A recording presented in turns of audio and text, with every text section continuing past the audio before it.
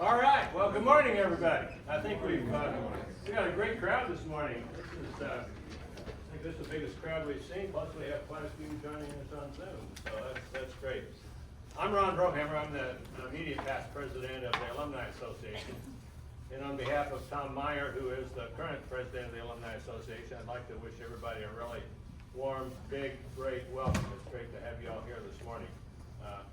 Tom is at a trade show in Indianapolis. He hopes to join us tonight for dinner. So, the working class, you still gotta work. Well, I don't know.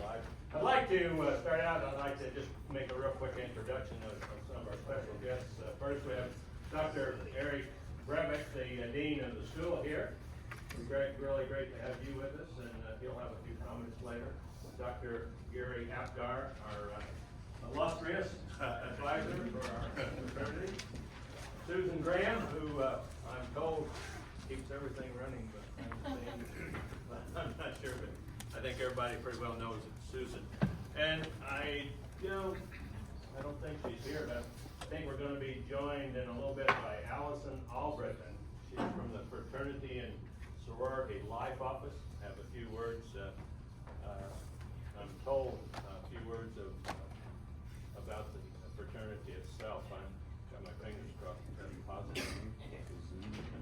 I'm pretty sure. Chris Clausen also over here. Oh, I'm sorry. Oh, okay. Yes. Okay. And one other special guest, our founder, Daryl Behrman. Come on, don't be bashful.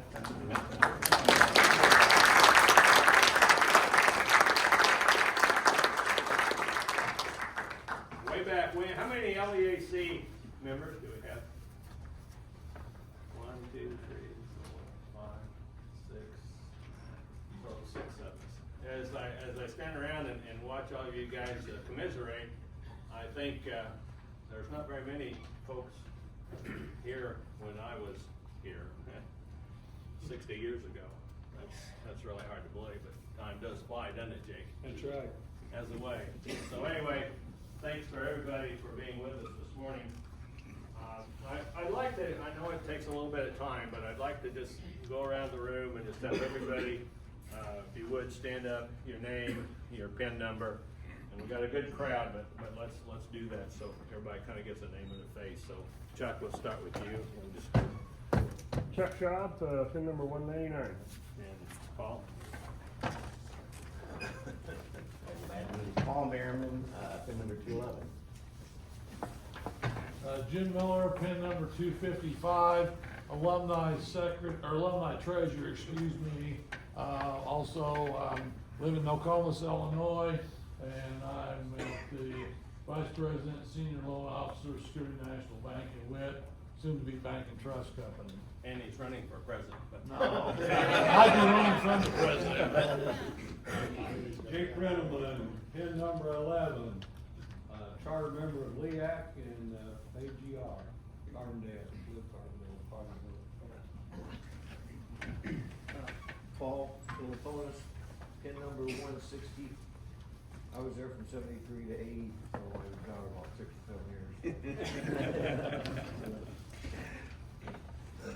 Ron Paletti, Troy, Illinois, PIN number 138. Wayne Paletti, Alhambra, Illinois, 178. Dale Latz, PIN number 141. I live in Monticello in the central part of the state, and I was here from 72 to 76. You go. Bill Hobner, 171, live in Dallas, Texas, own a company up in Indianapolis, Indiana. I was here from 74 to 79. DJ Martin, Waynesville, Illinois, PIN number 195. I was here from 75 to 79. Kent Downs, PIN number 499, live in Edwardsville. Thomas Shore, PIN number 495, right by Eric Kuzman, Grigsville, Illinois, 466. Steve Wyatt, I live in Effingham, Illinois, pin number 57. Darryl Barrett, you already know the number.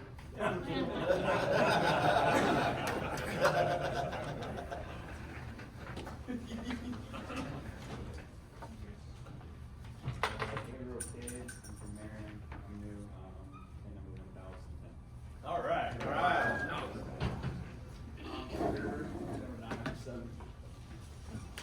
Kate Harmon, pin number 1007.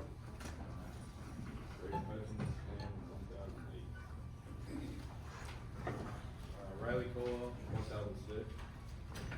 Jack Camworth from Bartelso, Illinois, pin number 1009. Logan Softly, 1013. Blake Davis, pin number 1012. Adam Loper from White City, Illinois, pin number 1011. AJ Shaw, Jerseyville, Illinois, pin number 950. Bruce Evelyn, pin number 981. Rod Boyer from Athens, Illinois, pin number 975. Charles Lonergan, 878, Minear, Illinois. Jeff Carter, 826, Teotopos, Illinois. Adam Rummeyer, 802, Boylston, Illinois. William Schilling, 821, Lerner, Illinois. Brandon Reed, 1004 from Belleville, Illinois. Nathan Weekman, 998, Flanagan, Illinois. Dylan Hawbaker from Decatur, Illinois, number 1001. Joe Page, 994 from Athens, Illinois. I'm Trevor Donna, 999 from Rockville, Illinois. Michael Bockel, I'm from Camp Point, Illinois, pin number 688, and I'm currently one of the 3 alumni advisors that we have. I'm Riley McNeilis, I'm pin number 979 from Serene, Illinois. Charlie Connor, 991 from Rockwood, Illinois. Morning, Eric Luce, pin number 325, originally from Windsor, Illinois, living in Carmel, Indiana. Brad Clark, Louisville, Illinois, 412. Brady Clark, pin number 990, also from Louisville, Illinois. Cameron Taylor, 995 from Mechanic. Chris Ramla, pin 996, I'm from O'Fallon. Braden Mulda from Wayne, Illinois, 989. Dewey Grenner, Nashville, Illinois, pin number 226. Dan Conway from Reynolds, Illinois, number 223. Wes Whitakin, from West Frankfort, pin number 233. Gary Kingery, 457 from Paxton, Illinois. Brian Patrick, 438, Columbia, Illinois. Chris Clausen, 386, Murfreesboro, Illinois, also one of the alumni advisors. I'm Gary Apgar, I'm the faculty advisor for this group. My pin number is 610, and I'm from Murfreesboro. Susan Graham, my title here is Director of Development, but I just kind of do whatever needs to be done. I'm Mike Donovan, I'm pin 249. I live in Princeville, Illinois, and I'll be coordinating the summer reunion this year. Hi, I'm Greg Webb, pin number 201, and I live in Chicago. Morning, pin number 676, live in Algonquin, Illinois. Dave Harkey, 437, Totopolis. Kevin Miller, Totopolis also. Way too close to this guy. 212. Al Osterlund, pin number 67, Albion, Indiana. Rick Hyatt, pin number 45, in Pontiac, Illinois. Rick Story, pin number 200, Elk Grove, Illinois. I'm the annoying guy that sends all the emails. All right, we got some on here too. He does that. Got some. Oh, people up. Oh, okay. Yeah. You guys unmute and speak if you would like. Okay. Let's start with Don. You guys have to unmute unmute your Zoom and then you guys introduce yourselves at home, please. Corey Hutzler, Shelbyville, Illinois, pin 603, calling in from State College, PA. John Knapp, 1030, North Barrington, Illinois.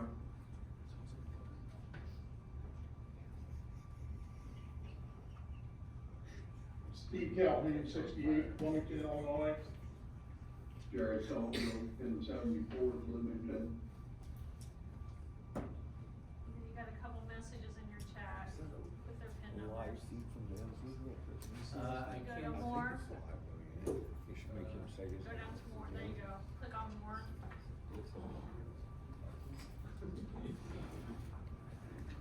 I'm a Zoom expert, I clicked on Zoom messages, there you go. Alright. He's out late last night. Aaron Hoskins, don't have a working microphone. Pin 538, Newburgh, Indiana. David Hibbert, can't unmute. Okay, he's, pin number 326. Alright.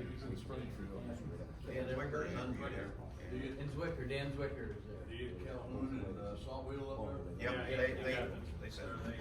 Yeah. Did we get everybody that sent messages, 1, 2? Okay. All right, we got everybody. That's a great crowd. I think that's the best crowd we've had in a long time, and I hope we can continue this. I hope we didn't just come for just because everybody wanted to see Rick Hyatt. As I said, I'm Rod Brohammer, pin number 25, was from Coffeen, Illinois, when I went to school here, and completed my degree in December of '66. I live now in Lee Summit, which is a suburb of Kansas City. So, with those thoughts in mind, I think too, I saw, yes, Allison, did you just stroll in?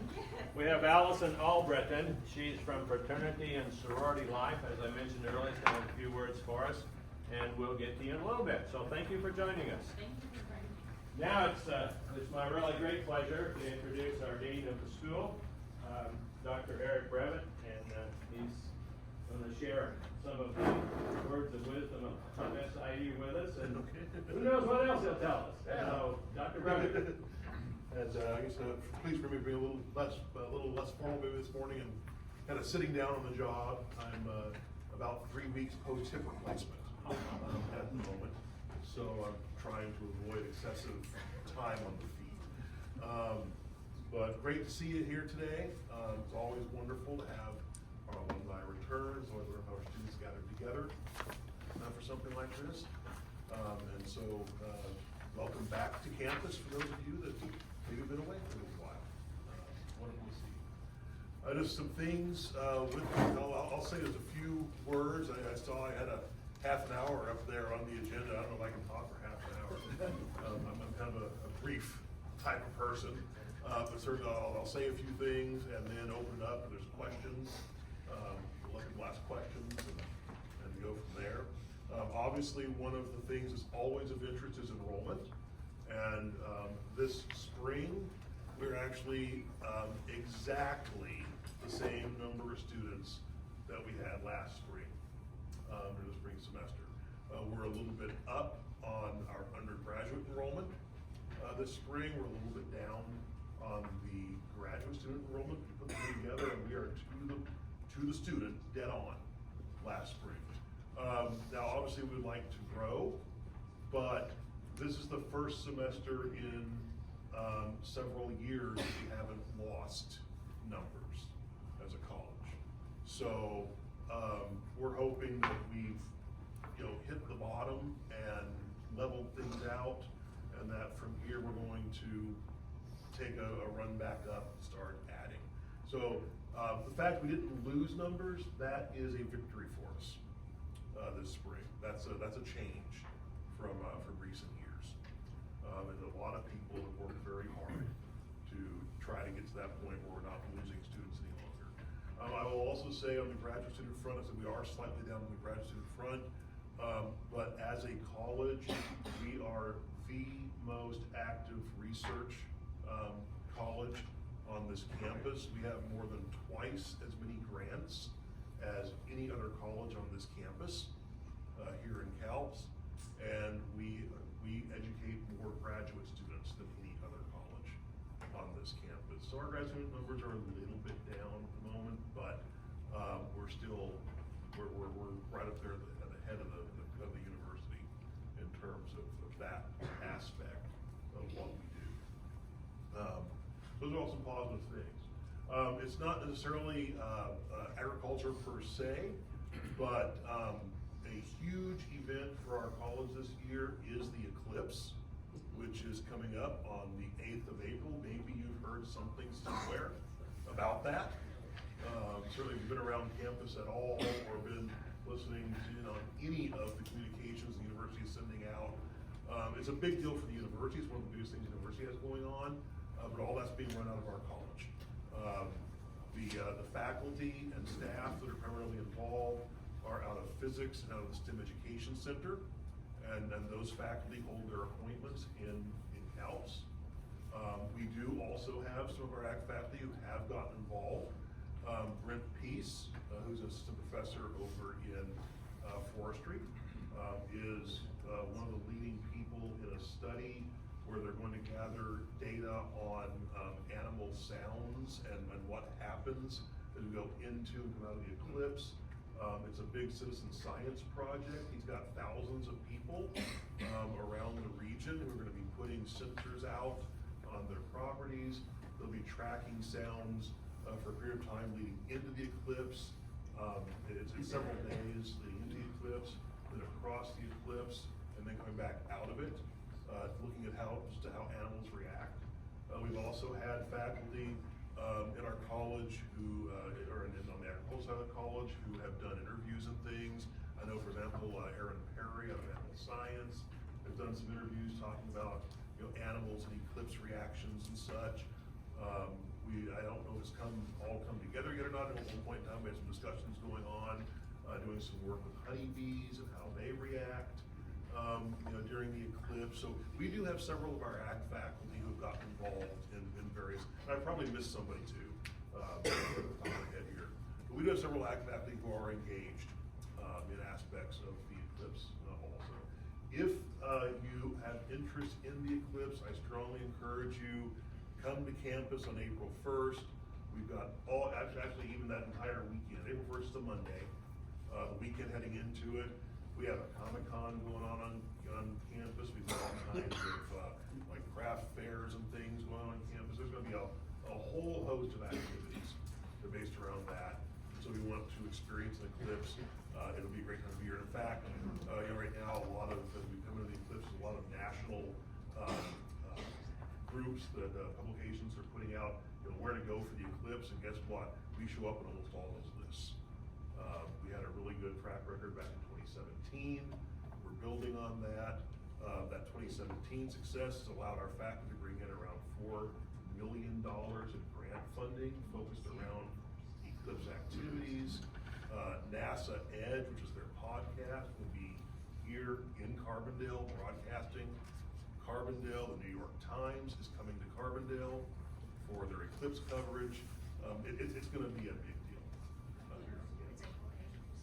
Oh, did I say? Oh, no, I'm sorry. April 8th. I told I said the wrong date. My wife will shoot me. She's yeah. But yeah, my wife is the astrophysicist. She'll shoot me. Yeah, she would. So yeah. April 8th is the date. It's a Monday. Other things, I don't want to steal any of Susan's thunder. I'll let her talk about specifics on fundraising, but I do want to say that she's been doing a really great job in the DO position. Last year, our college led the university in fundraising, and not just we led all the other colleges, we beat athletics, we beat the School of Medicine, we led the university in fundraising last year. And so I'll let her talk about specifics on some of the things that are happening on that front. But we've been doing quite well. Now, in saying that, I'm not saying to stop sending in your donations. Please don't stop sending your donations. But, all of that fundraising really helps us provide our students with a better experience, whether it be funds that allow us to provide them with equipment or experiences they couldn't have otherwise, whether it is funds for scholarships. College never gets less expensive. And so we're always raising money for scholarships because, it used to be I remember when I went to college, I got a full ride to go to college. It was $2,000 a year and it paid all my bills. Students, how far would $2,000 go in your bills today? So like when I was a student, $500, $1,000, $2,000, those were really nice scholarships. And certainly we're not gonna turn away anything people are willing to give us. I mean, everything helps. But, these guys are paying something in the range of $16,000 on the tuition and fees front to come here. And so $1,000 is nice, but it's a very different $1,000 than it was when I was in college, when a lot of the rest of, UU's alumni were in college. So we're always raising money to try to help these students out and try to get, and we give out hundreds of thousands of dollars a year in scholarships as a college, and then each of our schools gives out scholarships every year too. So, but the more we can give, the more we can get to have these students, the more affordable, the more possible college is for a lot of them. So please don't stop giving, just because we're doing well. But we are doing well. That's a great thing to be able to say. Other things. I mean, that's kind of my quick run through. So the current happenings. I'll open it up and people have questions for me about anything in particular. Yeah. A couple of years ago, I came down in September and you had an ag day at the football game. Yes. Last year it wasn't because of Labor Day weekend. Is it gonna happen this year? I'm trying to get my schedule down for fall. I wanna come down if it's gonna Right. happen. The hope is yes, right. We don't have dates locked down yet. Those dates should get locked down, probably early summer is when we really start talking to athletics about the dates. But yeah, you're right. This year we looked, we tried, at one point, but the things just didn't align. On progress show and Labor Day weekend, Right. it was way too hard. Yeah. So. I will tell you, the problem right now athletics has given us some dates, and we actually talked about in our alumni board meeting last night. Right now, the issue is athletics is trying to figure out how they're even gonna handle tailgates. There's an issue with getting tents and tables and chairs in this area out there to that tailgate.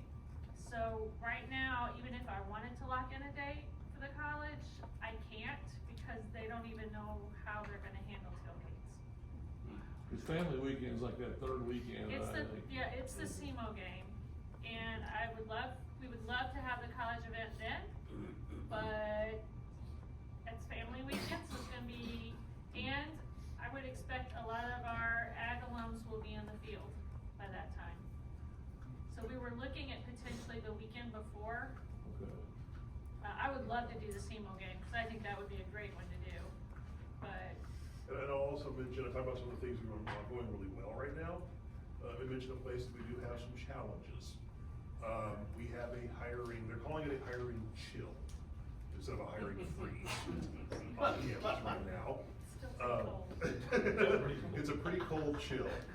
And just in the dean's office staff alone, it gets deeper if we extend out to our schools. But in the dean's office staff alone, I am down 5 staffers right now that I cannot replace. We are missing a recruiter for the agricultural side of the college. We are missing an advisor for our pre-medical programs. I'm down an accountant, a business manager in the office, and an events and outreach person, which is what Susan's not supposed to be doing, because she's supposed to be a DO now, but she's being DO/events, because we don't have an events person. And at the moment, what I'm being told, all the teachers are being told, we'll go to fill positions starting July 1st. The ag R&R position, the recruiter position, that is going out to be advertised now, but a real, concern of mine is that we have missed an entire year of recruiting. Now, we do have a science R&R person, Terrence. Some of you may have met him last night, or at least seen him last night. He received one of the awards last night. He's very enthusiastic. He's great on the recruiting side of things. He has taken some time to learn the agricultural side of the college. He's provided some assistance to that side. He's been to some agricultural events and worked on that side, but you can't do as much with one person as you can do with two. So,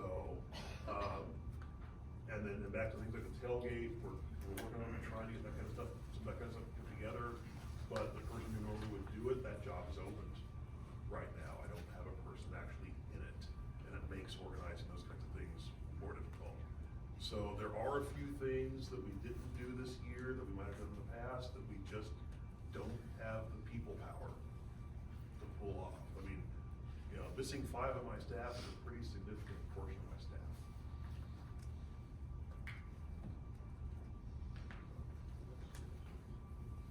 Dean Bremick at the Ag Banquet last night, Novi Seidenstricker was recognized for their considerable support. I'm not sure many of our alumni might know that arrangement. Okay, yeah. Because they had a handful of people there, and this is really a fantastic, I think, partnership.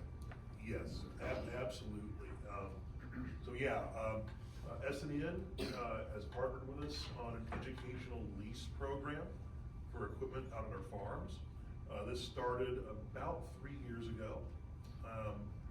Was when the first lease was put in place, and we've been doing it with them ever since.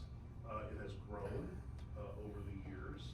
Initially, we had about $2.5 million worth of equipment out on the farms, like an 8RX tractor, a couple of smaller tractors, combines, and things like that were part of the original, some gators that were part of the original lease.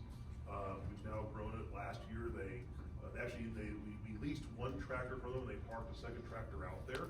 Not a tractor, combine. We leased one combine, they parked a second combine out there that they could access if needed in an emergency during harvest season for one of their clients, but we had access to it, got to use for both of them. We are expanding it out to Belleville. We've expanded the smaller tractors and such. We've got a spray coop that's part of it now. I'm probably missing something. I'm sure I'm missing something in there, but the point is we have access to an awful lot of state-of-the-art equipment, and that equipment comes in brand new every single year as part of the lease. So it's switched out every year. Chris Vick, who's our farm manager, has made the comment in the past, and Chris did his degrees here, and then he worked as a research assistant here for one of our research groups from our faculty, and now he's working for as a farm manager. He's working for as a student back in his student days, and he's made the comment that it's the first time in his 20-ish plus years of being affiliated in some way, shape, or form University Farms that we can actually put students on equipment here at the farms as good as or better than what they have at home. Because we had a lot of stuff that was running on barbed wire and duct tape, out there at the farms. It was pieced together, piecemeal, Frankenstein equipment for quite a while. Yeah. Bill, on Greg's point, didn't I hear last night, didn't it say 8.2 million? This year, yeah, we're up to 8.2 million. We started off about 2.5 on the first lease, we're about 8.2 million. We do pay a lease for that. It's an educational lease. We pay far less than the company we have in the same equipment on the facilities. And we have to, if we have equipment, we have to purchase it. We have to maintain it. We have to keep it running. What we're paying, our calculations are what we're paying the lease is less than what it would cost us to try to bring equipment in and keep equipment maintained. So it is an excellent deal for us. And as a part of all of this, this equipment comes in with all the latest Deere software and such. So we can collect real-time data in the field, yield data, spray application data, right on down the line, all the kinds of things that are being used in the modern world to try to improve farm management. We can get that data off of this equipment, and our students can work with it. Our grad students can use it for faculty can use it for research. Our undergrads can learn how it works and what you do with it and how you use it. Again, the equipment we had prior to this lease, there was nothing smart on that equipment. You know, it was not smart farming. You know, it is modern electronic farming. Yeah, Jake? Yes. You talked about have a shortage in your office across the college and the school. I know the governor and legislature give higher ed last year about a 5% increase. And I picked up, heard whatever, that the university has cut either the college or the school something like $1 million. Is that true, or would you like to comment on that? We have not had $1 million cut to our college budget, no. What's happening this year, and you're right, we've had actually the last 3 legislative sessions, there have been increases to higher ed in the state. What's happening right now this year is back in 2015-16, with the budget impasse, when the state never got a budget signed, the university had to borrow against our reserves to keep people paid, keep the paychecks going, keep the doors open, type of thing. And we borrowed, I believe it was about $35 million out of our reserves at that point in time, over those 2 years, to keep things running. After that, there was a payback schedule. Over a period of 7 years, we were supposed to pay back approximately $5 million a year for 7 years and return that money to the reserve. This is mandated by the board, by our board. And this is the final year of payback. When they dug into the books at the beginning of this year to see what the final payback would be, we found out we still owed $12 million in payback. There were years past they didn't pay their $5 million. So they are scraping and scrimping and looking in every corner, crack, crevice, and cushion, trying to find $12 million. And that's why I've got open staff lines, is because if we're not paying somebody, that money can go to payback. Oh, the distance ed money, okay, maybe what you're hearing is the distance ed money. Okay, yeah, all right, that one, yeah. So that was last year. That wasn't this year, that was last year, but yes. We had, as a college, we were told we had about $1 million in what was called a rollover DE account. So distance education, or DE funding, is money that is generated by teaching distance courses, online courses, or other courses that have some form of distance delivery. And when the university first wanted to encourage faculty to develop these distance delivery courses, kind of the carrot that was offered was that the university split the revenues that came from those distance education courses with the colleges.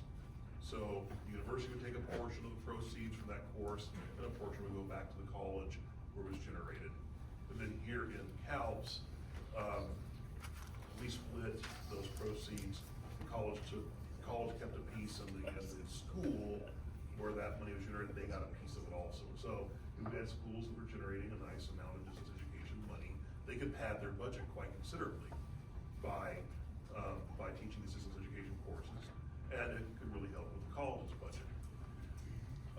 We got a new vice chancellor of finance roughly 2 years ago now, and it's not her. None of this is her fault. I'm not putting any finger on her. She's doing some stuff that really needs to happen. She's finding stuff that we need to find. But as she dug through the books, it turned out that at some point in time in the past, they've never told us who exactly when, but at some point in time in the past, somebody diverted the money that was supposed to come to the colleges out of that share somewhere else.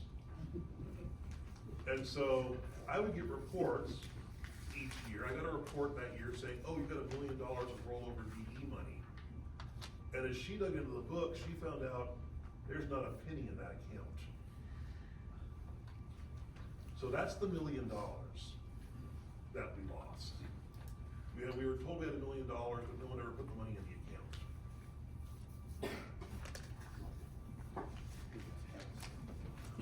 And we were spending, but myself and other deans, we were spending on the assumption that we had the money that was in those rollover accounts.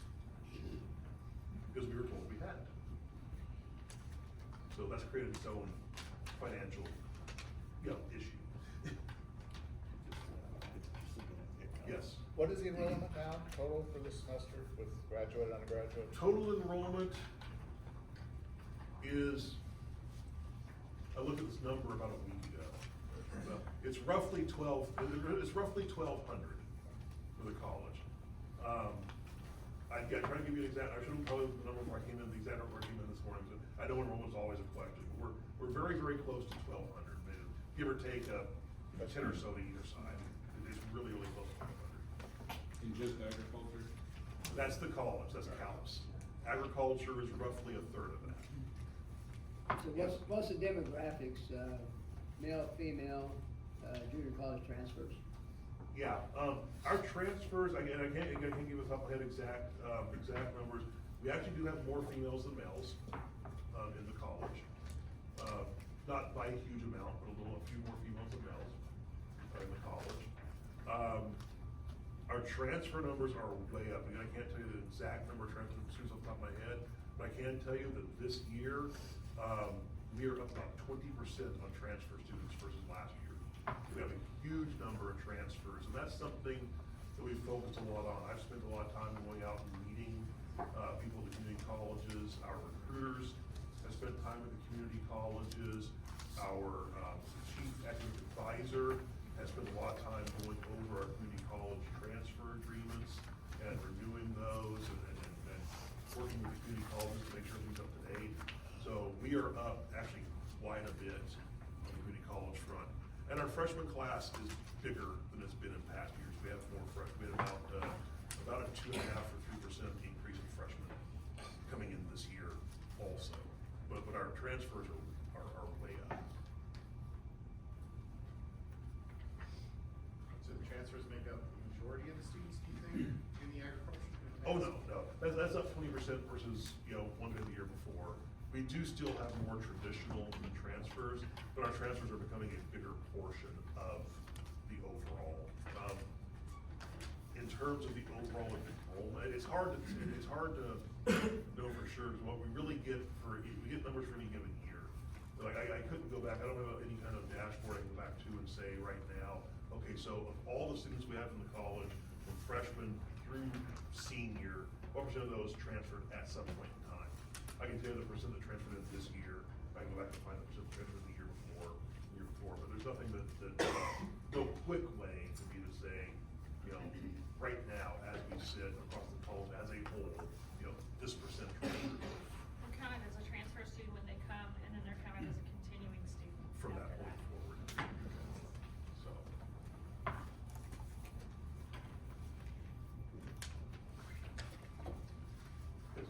Oh, I have to say, as an ag teacher, as a feed advisor, the ag ambassadors, I think they bring us so much to the table.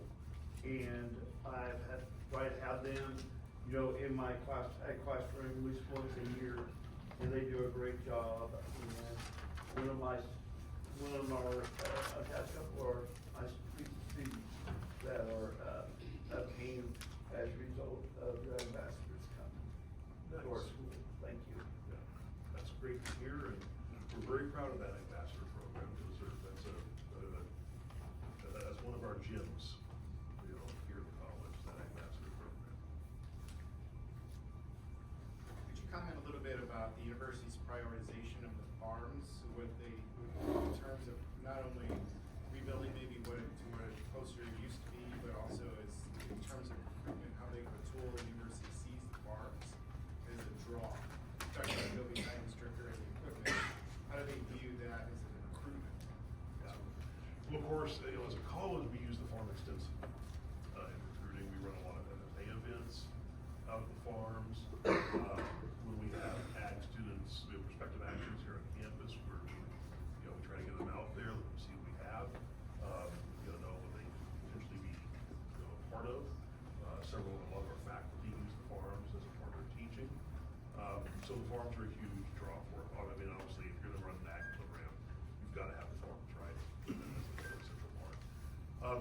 university absolutely appreciates everything that we do, like the MFA and hosting MFA events on campus.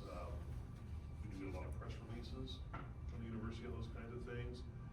There is concern at the university right now about the expense of the farm, how we cover it.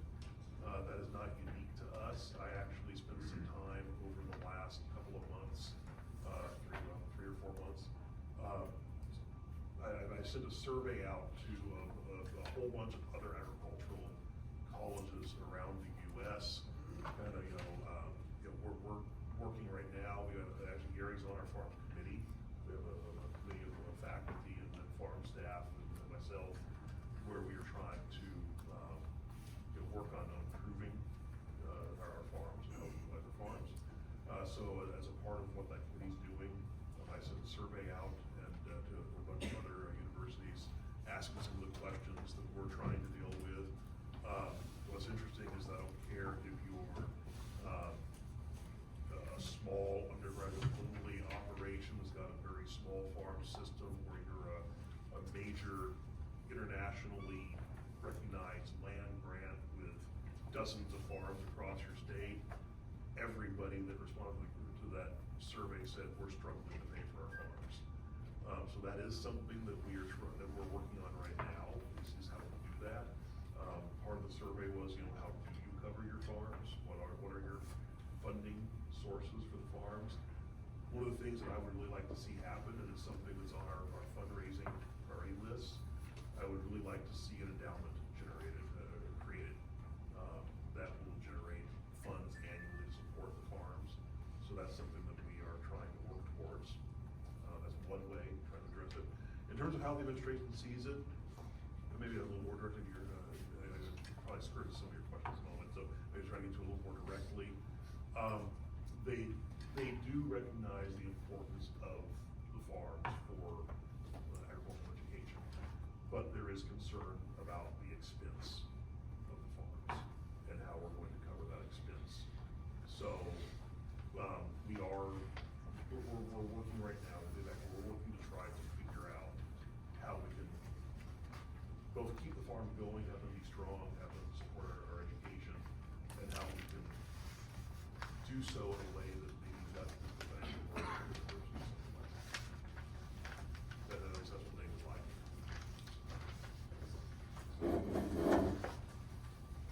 Any more questions? Great. I really appreciate it. Absolutely. And you thought you could cover it.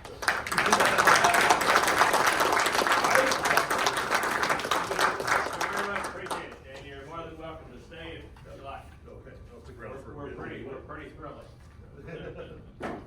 Right now, Allison, I'd like to have you come down and share your comments with us. I understand you're going to tell us a little bit about fraternity and sorority life on SIU Carbondale campus. Is that true? Yes. Well, all right then. Come on down. Thank you. Thank you for having me. Absolutely. Hi everyone. So like you said, my name is Allison Albritton. I'm the coordinator for fraternity and sorority life here at SIU. I was hired about 9 months ago, so I'm still pretty new to the position, but I've gotten to know a lot of the guys and a lot of the women in the fraternities and sororities, and I love it here. That's great. My family all went to SIU. I went to Murray State for my undergrad, so yeah. They were a little like, but then I came here for grad school. I got my MBA and I graduated in 2020. So I've stayed. I got a job here and I love it. I'm from Vienna, Illinois. I'm from a farm family in Vienna. So I understand and I appreciate ag and ag education and the great work that you guys do. So a little bit about FSL. When I started, we were probably about 612, 615 students. And right now we're at 702, but that's before graduation. So May graduation always takes a lot more students. But I'm hoping back in fall we'll be up over 700 again. So we're growing a lot, we're growing fast. The students, GPA, I've seen GPA grow, slow, very slow, very, very slow. But I've seen GPA grow and I've really implemented in them and told them that you're here for academics first, you're a student here first. I love my time as a sorority, and I know you guys love your time as being in a fraternity, but, academics come first. So I'm hoping to get that GPA above a 3.0. I know that's a big ask for some people, but, you guys can do it. I know they can do it. I know that they have the will in them to do it, and, they're just great students. In terms of recruitment, I know I said that we're looking to be over 700 in the fall. We are currently, but we have graduation. IFC recruitment, so with AGR being a part of IFC, we're looking to do a little, have an open house and get more students involved in it and get our numbers for recruitment up. And so that will see a big increase in your new members for the fall. Hopefully, that's our plan anyway. And then another thing with recruitment, I'm starting a Greek ambassadors program. So I know you guys mentioned the Ag ambassadors program and how much of a big help that is. So I've seen that work, and I've seen other ambassador programs work. And so for the summer with orientations and open house and stuff like that for admissions and new student orientation, I'm starting a Greek ambassadors program. So students on their admission or when they come to orientation, they'll mark, I'm interested in Greek class, I want to learn more, or something like that. I'll select students, so there will be an interview process and application, and they'll actually be face-to-face with these students and get them involved and answer any questions they have about Group 5. And so I'm getting them face-to-face with these incoming students, whereas before, it was just a table with maybe a trifold, information on it. So I'm actually getting students there to see them face-to-face. In terms of AGR, they are great guys. I say I don't see them in my office much, and people are like, oh, that's not good. I'm like, no, that is good. If I saw them in my office every day, I would have some concerns. But yeah, I've gotten to know Braden a little bit as he started, and I got to know Wyatt through IFC and when he was the president last year. And you guys are doing good. You're working on your GPA. I know Braden said you guys are really getting down with study hours and stuff like that. You guys are really involved with the School of Ag. I'd love to see more involvement with FSL in general, community service hours, philanthropy, stuff like that. I know you guys can beat all your opportunities. You got it in you. So, any questions about FSL? Anything I didn't touch on? You guys would like to know about? I think your recruitment idea and ambassadors is tremendous. Can you speak about that open house? Yes. How are you putting that together? So the admissions department on campus, they have open house throughout the year. Like it's an all-day open house event for students interested in coming to SIU. And then there's a new student orientation that happens, it's actually already started, but there are also transfers, a lot of them are in the summer. And so I'm gonna have Greek students, once I open up the application, interview, select them, they'll be on the ground, talking to these students, calling them, emailing them, getting their thoughts. So. Yes. You're representing the sororities, but I know our house is thinking about building them. We always think about building one on campus here now. Yes. And then maybe there are the other sororities, there were some strong ones, Alpha Gamma Delta, Sig Cap, or any of I think Alpha Gamma Delta's not even on campus at all, if it here at all, but they have more money. Have any of them been interested in coming back to Greek Row or? So everyone is interested in coming back to Greek Row. That's a topic of conversation that I've been having on the back end that I want to bring out and start having town halls with alumni, students, people on campus and stuff like that. But yeah, I want everyone on campus, everyone wants to come back on campus. I think it'll be a big shift in culture for students and Greek students as well, get them more involved. And I think it'll be a great thing. It's not an overnight thing, but yeah. And actually, I can help you out with that in my presentation. Yeah. So, because I actually talked with Chancellor Lane this morning, so. Okay, perfect, yeah. I'll help you out with that one. Seems like in the last 3 or 4 days when I was here, there's always been the headwinds instead of any tailwinds on Greek growth on campuses.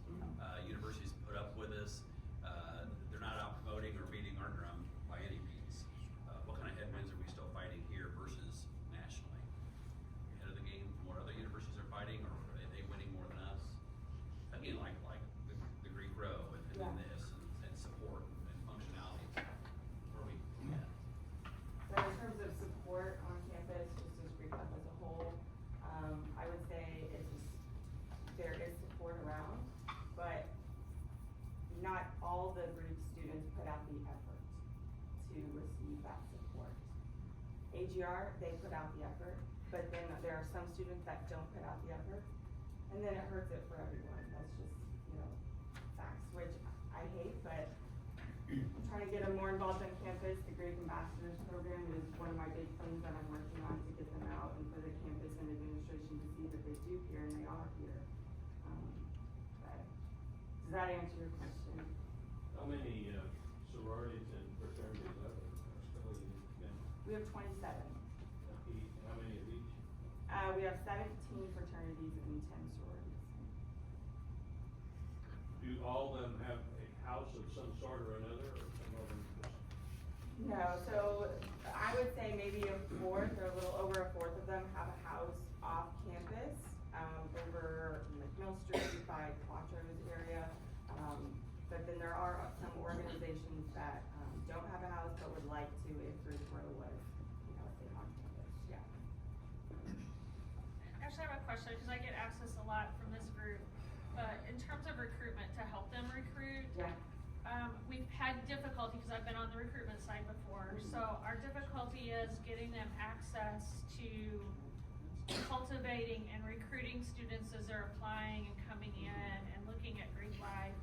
Is there a way, would your office be able to help facilitate communications where maybe AGR could send to potential students, hey, we're here, we would love to connect with you on that front end to maybe help even get them here? Yeah, so Slate, I'm actually getting trained on Slate. Okay, good. The beast that is Slate. So Slate is a program on campus, and there's a lot of different functions and features on that to have access to students, what they're interested in, their classes and stuff like that. And so once I'm trained on that, I'll have better idea and better resources to help students like AGR get access to those students.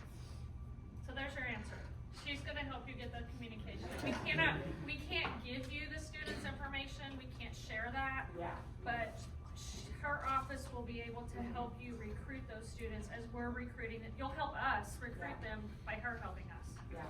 When I get trained on Slate and I just get access to other things on campus, other programs, I have access to emails, names, and stuff of people who aren't affiliated, people who like all of ag, maybe engineering, stuff like that. And when we have events like the Greek barbecue in the fall, I can send a mass email out to those students and get them here, or even just get the word Greek in their head.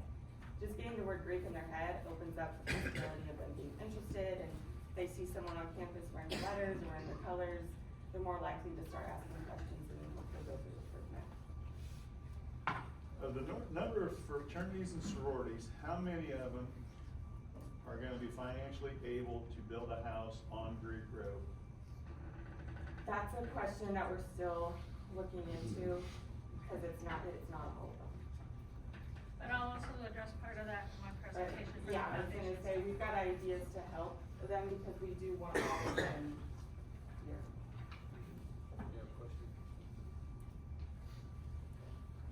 What, just one quickly, what do you see the role of the ambassadors, what do you see the role as being?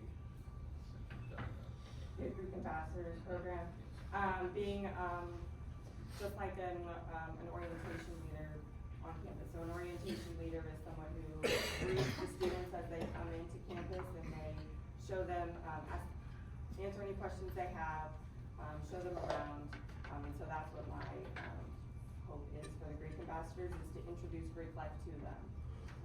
There are some students who come to campus and they have no idea about Greek life. Anything else? Okay, Allison, thank you very much, we really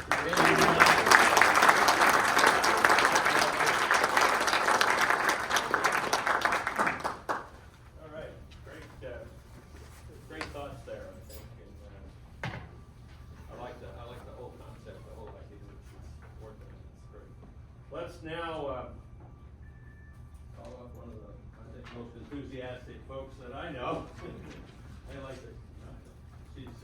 She's really into everything and has been a great supporter for us. So Susan Graham, come on down and enlighten us on what's up. All right, well, first and foremost, I want to let you know, as we go through this today, I'm going to give you a few updates on the development side, as Dean Brevik said, And then I'm gonna transition over to Matt Cupid, sends his regrets that he could not be with us today. I know Greg, you've talked with him and the chancellor as well this morning. Both of them would love to be here, but they had to go visit a donor. It was a very pressing, potential large gift that they went to try to recover last night. So I didn't find out if they were successful or not, but hopefully that went well. So, but I wanna also preface it by as we go through this, there may be times I'm gonna have to say I don't have that answer. And I'm gonna be very upfront and honest with you as we work through the process of Greek housing on campus. We've had a lot of discussions. You could not have a better cheerleader right now than you have in Matt Cupid on this campus. He wants this done. Chancellor Lane wants this done. He also was a part of Greek life in his college days, and he is, I think, Allison, you would agree, he is a huge supporter of Greek life. So we're in a good place right now. The foundation has been laid. But let me give you a few positive updates on our college and on our fundraising efforts. As was mentioned, the SMP partnership we have with Side Striker Novi, Jared Novi and the group was there last night, and they have continued to work with us. It is definitely a partnership. It's a relationship. It's not just we're getting equipment. I am on the phone with them several times weekly. We have been able to expand it beyond farms to touch of nature and even to athletics. So athletics now gets their Gators from Side Striker Novi, and I expect that to continue to expand. The reason we've been able to do this was thanks to Director Costello, the state of Illinois Ag Director, and the state legislators, that they were able to slip in a bill for us. It benefited them as well, but there is a purchasing exception now, that if state dollars are not used, we do not have to go out for bid at that purchasing limit through state procurement. That has opened the door for us to be able to do more on campus with partnerships like this, and it's just gonna help us. We're continuing to build that relationship to the corporate level as well. Dr. Breivik and I are going to be going to a Deer facility for a tour here the end of March to hopefully continue to build even at the corporate level. Very excited about that tour as well. One of the things of that relationship also is a connector to us. For example, the sprayer, the equipment, the planter, SMP is now working with XC. They're interested in doing a research trial on our farm with the equipment. That did not come from within our college, that came because of our relationship with Side Striker Novi. So we're now getting research projects coming in from the outside through the partnership of the equipment. And that is huge. We have a young man who's graduating this year that looks like we're gonna try to hopefully maintain him to keep him here for a master's, to do a study with the sprayer equipment. And John Deere is all for that, S&P is for that. So just an idea, it's more than just getting equipment, it's a relationship that continues to expand. I do wanna say, before you all leave today though, I would love to get a photo of your #1 pin, and what's the highest pin that was here today? What was your number? 1013. I would love to get a photo of your #1 and your 1013 before you leave today. So if you don't mind, I'm all about getting pictures and documenting the history here. That's why there were so many photos last night. So, and even your original LAEC members, that would be great to get all of you that were here. I think there were, 7 of you?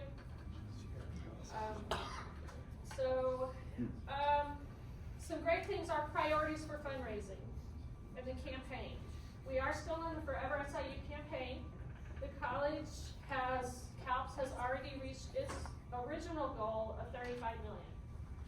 Our reset takes place next week, from what I'm told, and it looks like our new campaign goal for the extension of the campaign for another 5 years, I think it's through 2028, it's going to be $65 million, which I know we can attain pretty easily. So, I'm excited about the reset.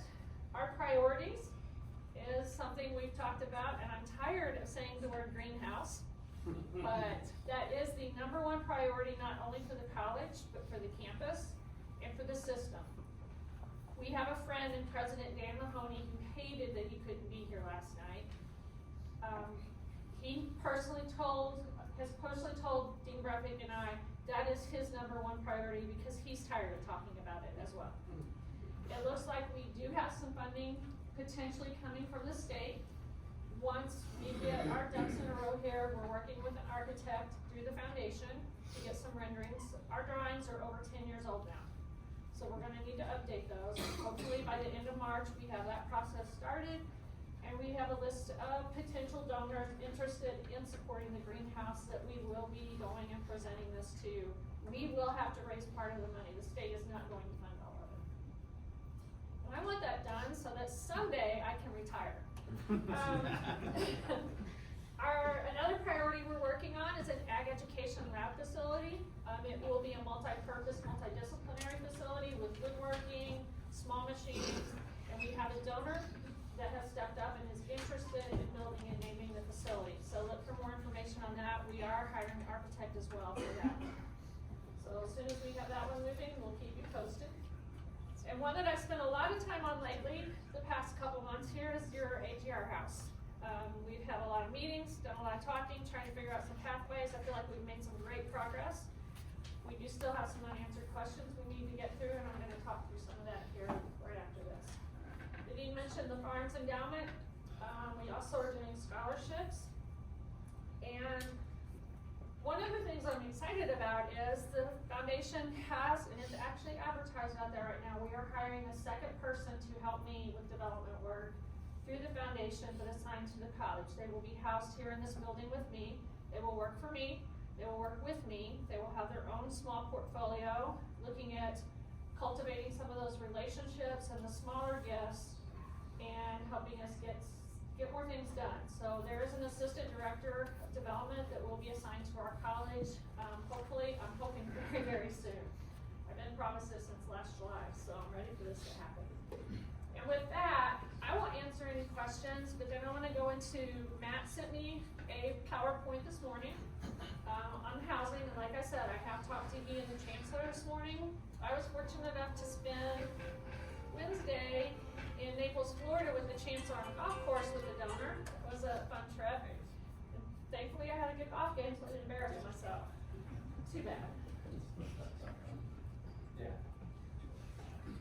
Susan, can I toss one thing in real quick here? You sure can. Yeah, we talked about fundraising also, we talked about the farms and fundraising for the farms. But one of the big things that is being done now, we're getting into with the foundation, is naming opportunities. And so, there's opportunities to name anything from the college, and a lot of universities have done this in past years, but you name the college, down to say, for example, naming the beef center, out on the farms. And it would cost more to name the college than it would to name a school, which would cost more than name the beef center, but, so if you happen to know of any either individuals or corporations that might have interest in certain aspects of what we do in the college, and naming opportunities within the college, that's out there also. And we have submitted a list of naming opportunities to the foundation to work through as we go through this campaign. One I actually announced last night. We worked with Farm Credit Illinois and the lobby areas where you came into. Next year when you come, it's not going to look like that. It's going to be updated with new furniture, new paint. Branding, we're gonna be branding it. We're gonna make sure that Farm Credit is very visible. It will be the Farm Credit Commons North and Commons South. But we're hoping to create that area of community to start. There's students that used to and still do sit down there as they're waiting or between classes or waiting on class. But we want to build a sense of community, places to get them out of their residence hall rooms, get them together with other students, collaborating, talking. Studies have shown the mental health impact so that students are out in community and not just holed away somewhere, but to find that space, but also to accommodate the current needs of students, such as charging electronic devices and just having that area where you can study, where you can sit. Another one we're looking at, and we have someone potentially interested, is the romper room, the student lounge area. So many of you know it as the romper room. How many of you skip class and were in the romper room? I've heard a lot of stories, even of a squirrel that was dressed up and photos taken. So there's interested in naming that space and renovating it as well, so look for more information on that. I'm very excited about that as well. And yes, we do need, if you have corporations, people you think that are interested in helping us, I know Steve has connected us with his neighbor. We're working on hopefully getting a little more equipment, for the farms out there as well. Gift in kind. If somebody wants to donate, they still get the recognition on the amount that they've donated to us as well. So there's a lot of different avenues we can look at that will help us continue to pass this on to the next generation of agriculture students. So with that, do I have any questions before I get started on this part? All right, so, and I think Matt sent me this PowerPoint at like midnight last night. So as I said, we have been meeting since, Ron, was that like the end of September, 1st of October, we first started talking about this? Farther back than that, I think. I don't know. Maybe. Well, I know we've talked about it. Every year we come to Founders Day and the question gets asked. Ashley, Allison, you got spared, I think, some of the questions of past years. What about Greek Row? Well, and for years you've been told, no, we don't plan to bring it back. Well, that is not the answer we're getting this year, and I'm very excited about that. The trip on that trigger was when Tom and I met you over at Starbucks. That was the meeting. That was a meeting. We met in Starbucks. They had actually met with, I believe, a real estate developer. Yes. About a potential property for the young men to move to. And I asked, give me one more chance before you sign any papers, please, to go talk to the foundation. And I left Starbucks and I went over to the foundation and I was able to walk in Matt's office and I sat down and I said, here's the deal. They are going to go find a house. Do you want them on campus or do you want them off campus? And if you would tear that house down, that building down across the street from your office, you're gonna get a lot more buy-in from our alums who knew that as home. And I work at the foundation, I'm gonna be honest, I work at the foundation because of Matt Hupett. He inspired me to do this job, or I would not be doing what I'm doing today. He is very visual and he is futuristic, and that's where we are right now. So he has fought a lot of battles already. He's got some scars already, I think, from this process, but we're still moving forward. We're not giving up. We don't have all the answers yet. But I'm excited that AGR gets to be the leader of this project. Because I like to be first, and we're going to be first. So we're excited you want to be a part of the future and a possible new home at 116. Because how many of you in the room lived in 116? Yes. Did you live there? Yeah, you lived there. Yeah. So a large portion of you have that experience of Greek life on campus. A couple things I want to tell you that the comments that Matt and the Chancellor made to me this morning. We're leading it, but we have to bring everybody else along. And the Chancellor is putting it in the campus master plan. He is bringing together a group to start planning this overall project, but you all will be the leaders. You're the first mover. The foundation is supportive of this because this is what we do at the foundation is we are futuristic, looking for the future and moving it along. The foundation is hiring a consultant to actually work with us to get this done. And we're just going to keep pushing it and bringing everybody with us. So that is, for those of you that may not know, that was Alpha Gamma Rho Fraternity House, 116. This is a master history of Greek Row participant back in the early 2000s. At that point, as you can see, purchasing was over there. I think, was student health always in that building? Yeah. That was always student health, wasn't it? Yeah. Law school had some housing across the street, and I will tell you, the law school is your friend right now because they want to see this project done as much as anybody, because that helps their real estate over on that side of campus. Right now, it's very hard for them to look out there, and that's all they see are empty buildings boarded up.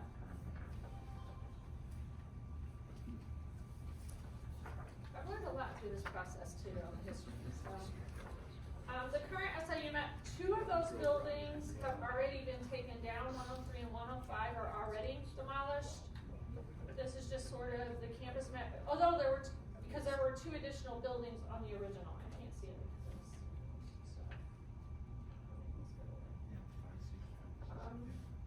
that gives you an idea of all the different buildings over there.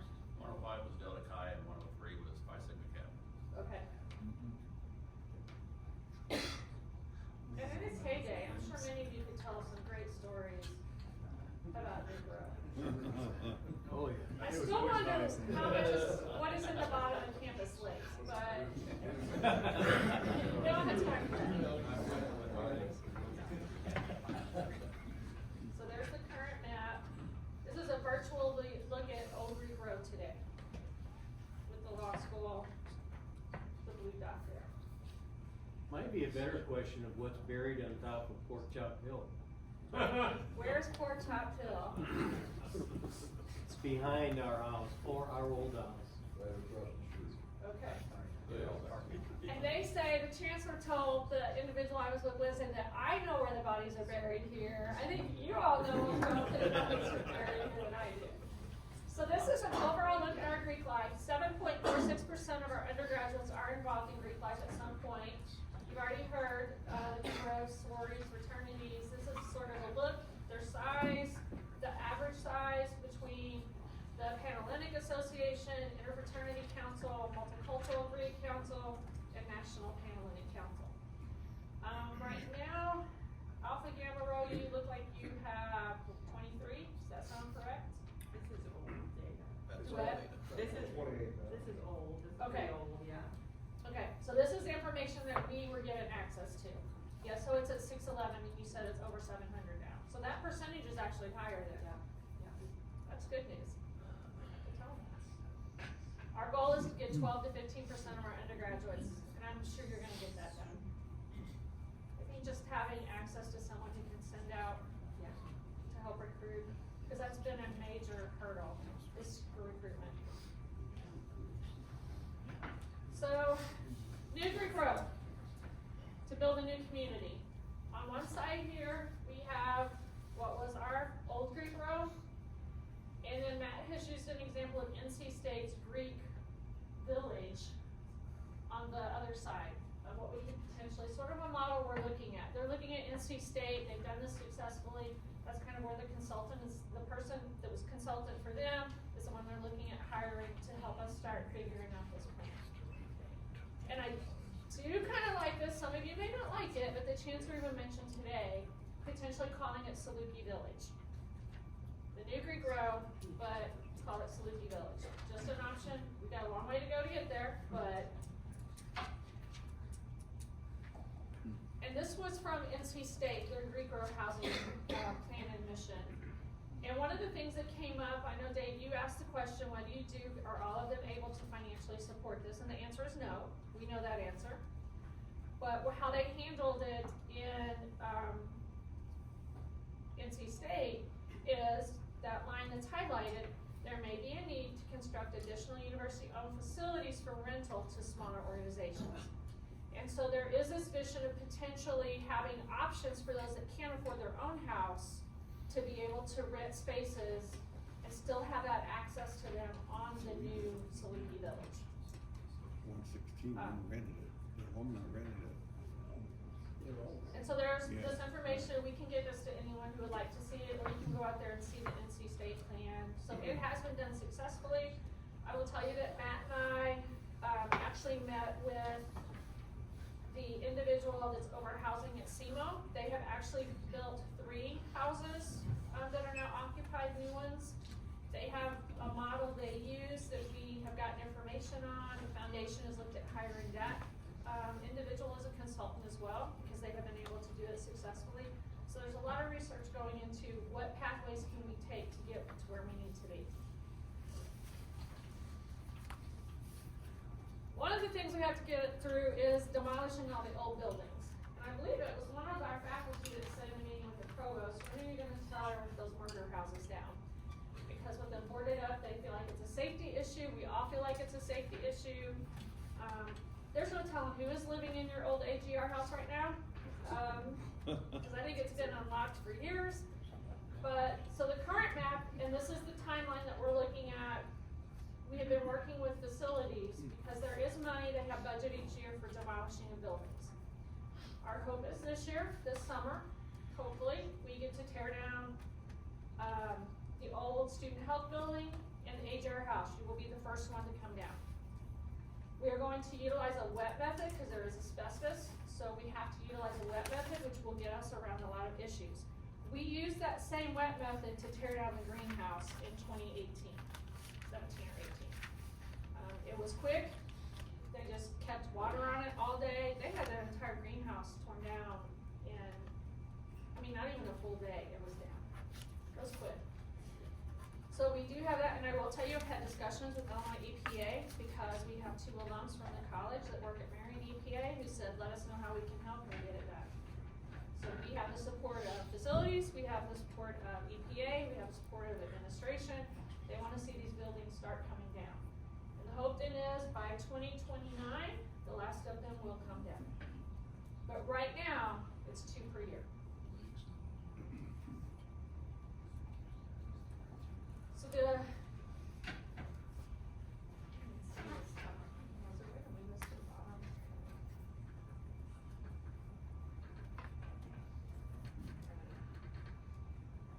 so what we have learned from the others, including like NC State, the housing challenge is what we have. We had 1960s architecture, choppy interior floor plans, commercial finishes, double and triple rooms, shared bathrooms, a 50-year-old infrastructure, suburban office park type of village, and the university owned them. What students and alumni are wanting are traditional architecture. You still want the look of somewhat of a Greek house, attractive common spaces, residential finishes. Students today like private rooms, private bathrooms, modern conveniences. You want a curb appeal, and alumni ownership. Susan, will we have access to this PowerPoint? I can give it to you, yes. Thank you.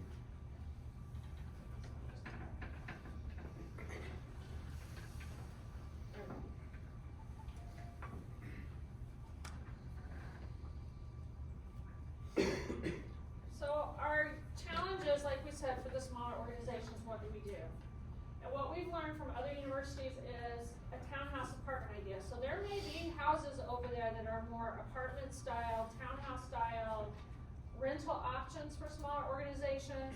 So it may be that they get to have 1 floor, which we're trying to go to 1 level because you get away from the ADA compliance issues of needing elevators, which are a whole lot more cost, as I think we've seen through this process. Flexible configurations to accommodate the changes based on what the individual organizations want to look at. Connect architecturally though with the rest of the village so it still looks like a common area. Sort of like Wallen Grand looks, the apartments that we built, the newest housing we have on campus. So it still fits within the look, but, and you can't just drop a residential home in the middle of a Greek village, we know that. So working through those aspects, but making it to where all Greek organizations, all Greek life have the opportunity to live there if they want to live there. And coming up with those options. We're very aware of that. Other places have gotten to it. Got something in the chat. House, farm, dogs, no. I can go back and look at, I think, I guess you're talking about farmhouse. The question on the chat. Yeah, he is, he just wants to know what their enrollment is probably. It was 44. I think they're at 44. There we are, they're still about 44 right now. Yeah. Susan, Uh-huh. the foundation or the university, have they talked about like this is all or nothing? This is all 27 have to be here, or No. only like 10 before they would be willing to move forward? They're willing to move forward if we can pull this together. If you all are willing to move forward and we get all the details, we'll move it forward. Whether anyone else comes or Whether not? anyone else comes or not. And I do think that whole, that they will come. Allison, you can probably speak to that. I think we're seeing that push, from your USG president, who is also Greek life, and the students that are going in her office. I know the question comes up in recruitment all the time when parents are looking at campus, do you have Greek life housing on campus? And it's a hurdle right now for her office to try to get through, so we're not gonna wait for all 20-some organizations to say we want houses, we're moving.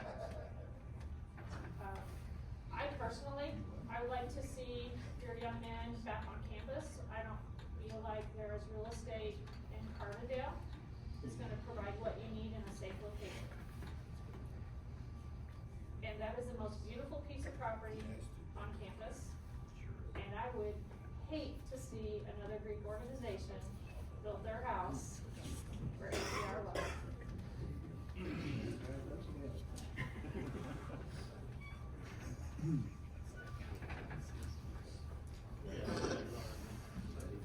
So does AGR have the capacity to raise $2 to $3 million? I think that's the elephant in the room.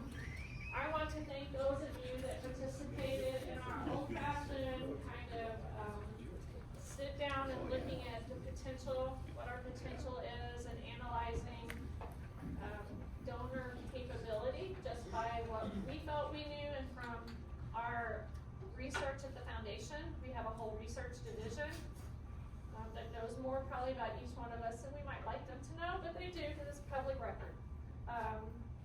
So here's from our old-fashioned sitting down and prospect analyzing in Effingham that day. We had a good time, didn't we, Kevin? We went through and we looked at your membership and came up with what we felt like you could do. Based on this information and with the help of some of your members, we feel like between the SIU research and the AGR rankings, that cumulatively you could potentially raise $3.9 million. That does not even include sitting down and talking about what corporations are supportive of AGR. What are your connectors? What are the families of some of your deceased members? Would they be interested in giving a gift and potentially naming? We haven't even touched that list yet. This is just from your membership of 1,013, did you say? 1,013 members. Where can we get to? This will include potential building namings, room namings,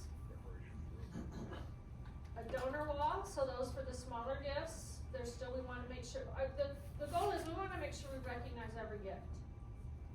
No matter what the size, no matter who it's from, that there's some recognition once that house goes up of your gift.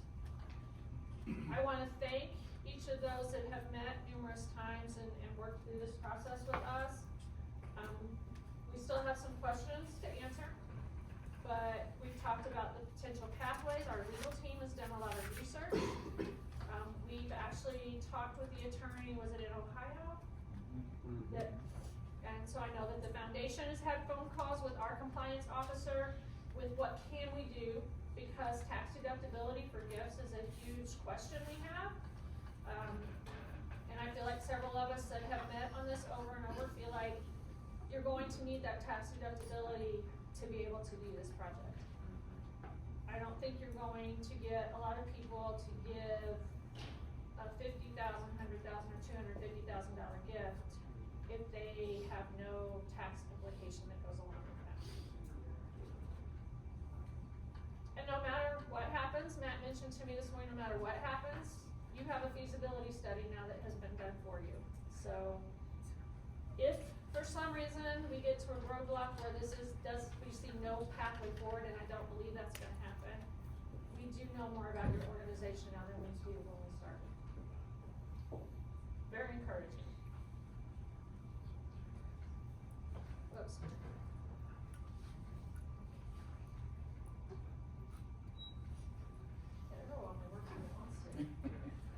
One of the things we want to be sure you realize too, the foundation assets and the commitment you have from the SIU Foundation as we move forward through this project. This is a graphic here of all of the employees we have at the foundation, and those circled are the ones, just just a few of them, there are a couple more I think that should be circled, that will be assisting through this project as we continue to move forward. One is Matt Cupid. Like I said, you can't have a better cheerleader right now. I think, Greg, you could attest to that for me. He wants to see this project done as much as you all do.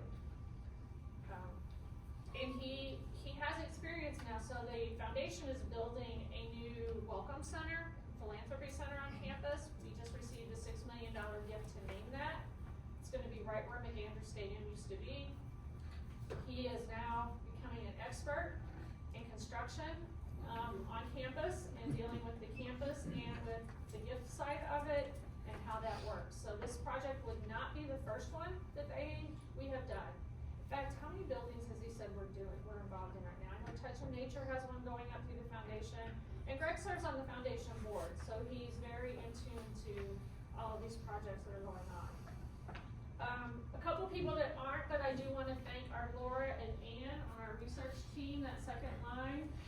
They are the ones who helped us with the list. They keep all of the records marked of the AGR members, so we're able to pull. I want to thank Rick for the list you gave me last year, because we had that done already and made this process go a lot faster. I still think we're missing a few people, but that's just my personal opinion. We'll see as we work through it. And with that, I know that's not as in-depth probably as you were hoping for. A couple things. 110, I remember the housing and Massachusetts. I'm not sure, Corey, what that act is. We build the house, we choose to then rent. That, I believe, has been one of our options as we build and you all rent on a long-term lease. So we have talked about a couple pathways. I might let some of those that have been involved in it kind of speak to that as well. Is Al here? Is Al last one on here? I'm here. Yeah, you wanna speak on that?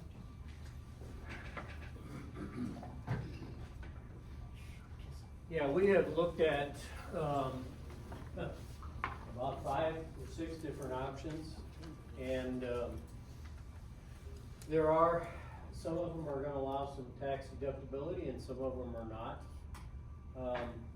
But certainly, I guess I can go into some detail on some of those. One of the options, the very first option, was that we could lease the land from the university, and collectively as a fraternity, we'd build a house. We would own it and operate it, and the only connection to the university necessarily would be on university land, and we'd rent that on an annual basis from them at a very reasonable rate. That did not allow for any tax deductibility at all, and that was, but of course that's an option, and I guess I'll have to say that we started out almost with a whiteboard looking at, okay, so what's possible.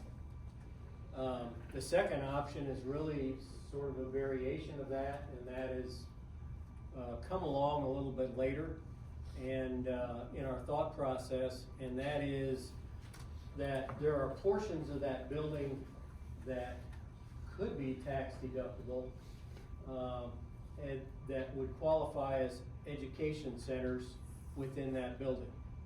Whether it be a library, if that library would be incorporated in the chapter room like it used to be in 116. There could be other areas in that building that would qualify as education centers. And again, I don't know all of the details of these, but I do know that some of this, as I've had further discussions with the Educational Foundation at AGR, some of this is possible. So in that particular scenario, again, we would rent from the university. Part of our donations could be tax deductible, part of them would not be. But again, we would own and operate the house and run it that way. The next option would be that we would totally donate all of our money to the university, to the SIU Foundation. All of it would be tax deductible, and at the very end, then we would give the building back to the university, and the university would actually own it. We would maybe help operate it, but it would be strictly a university housing, very similar to what 116 was. We didn't think this was maybe a real good option, but again, it's an option. We had to consider that. The one option that we found will not work at all is that we would donate all of our money to the university, to SIU Foundation. It would all be tax deductible. And then our alumni association would form a tax exempt organization, and the building would be given back to our alumni association, which would be a tax exempt organization. That is not possible. We've looked at that. The IRS just will not go along with that type of scenario. But again, it was a scenario we had to look at, and in looking at what all those options are. One of the other options that we looked at was, again, we would donate all of our money through the SIU Foundation. They would, in turn, at the very end, we would kind of run a split operation of that building. It would belong to the university, but the Alumni Association would be responsible for a major part of the operation of that building. The university would pick up, for example, the major maintenance of the building itself, mowing of the lawn, some of those types of things. We would have a kind of a shared agreement with the actual rent of the building. And again, this is a possibility. All of these things we've sort of run into, those type of options. I think we've run into a couple of questions because the lease on the land and those possibilities would not be a long-term lease. It would be a much shorter term. 5-year lease, I think, was what we were told. We had some concerns about that, those types of leases, because of control and what happens with the change in leadership at the university level. 5 or 10 years from now, I mean, when Matt and Susan are long gone, you know, will we have the same support here at the university? And as many of us that have been around for a while learned that that's not always what happens. Administrations change, people change, and sometimes we're left with people that want to make decisions to go in a different direction. And that's concerning to us too. I'm not trying to practice dying. I'm just saying that as we look at some of these things, we have to try and look at what all the options are and what are possibilities down the road, because the decisions that we make here are not 5-year decisions. These decisions are 50-year decisions. And so what's going to be best for our chapter in the long term, and how are these things going to work best? We sure don't want to come back and try and fix this every year. Those types of challenges are just not something we want to do. So again, we've looked at a lot of different options. We have not settled on anything yet, and because there's so much to consider in all of these, but certainly anybody's input, we're open to ideas and suggestions and additional input, because again, we want to make sure we try and consider everything that we can before we finally come to final decisions. So, Al? yeah. Just reiterate, to be clear, the 5-year time period is IRS. Correct. Yeah. It's not the university pushing that 5-year term. It's an IRS ruling. And Matt has really worked on that, trying to get around that. Just trying to think of every way possible. But it's not university bound 5-year, it's IRS ruling. that's the big stomach block that we've hit on multiple fronts. I will agree with that, and to fill you in even more, the Internal Revenue Service is not friends of fraternities and sororities. I will tell you that. They do not like, and they've made this very difficult for fraternities and sororities to exist through the revenue code. And this is one of the hurdles. You know, one of the other hurdles was that we can't form a nonprofit organization in order to hold this. Because we're a social professional Social, organization. Right. Yes. And, you know, the question has come up, well, you know, we're partly professional. Yeah, we are, but the IRS doesn't care. So To elaborate on that a little, what is the deal with that 5-year agreement? Is that because it's university property? Is it because? It's because you're a fraternity. It's, Yeah. okay, it's strictly You're because. considered we're- a social fraternity. yeah. So even though we would sign a 5-year lease for the IRS, what kind of guarantees would the school have with us? Would we be able to sign a 25, 30-year contract for the ground, but then be able to lease it every 5 years, but still have some sort of backing from the university on that? So our next step is, we're going to set up a meeting with housing to start looking at the pathways. And as I said, the chancellor's forming a group to make sure we have other groups to provide input, that this is not something you're doing alone. And to start building that model. And it may be a model where you all get to use this model, and maybe the smaller organizations have a different model where it's more a smaller housing. But to build that model where both sides feel comfortable that we have you covered. We're not gonna rush into this. I mean, we wanna move it along, because we wanna get them in a house. But we also wanna make sure we do what's best for your members and you all as an organization, your alumni group, and protect all of you. So we've looked at a number of different options of leasing, how that would handle, would it go through housing, would the students pay housing, your members just rent from housing, I think that's what you did previously on Greek Row. You had a housing contract and the members just paid for their housing contract. That's a possibility.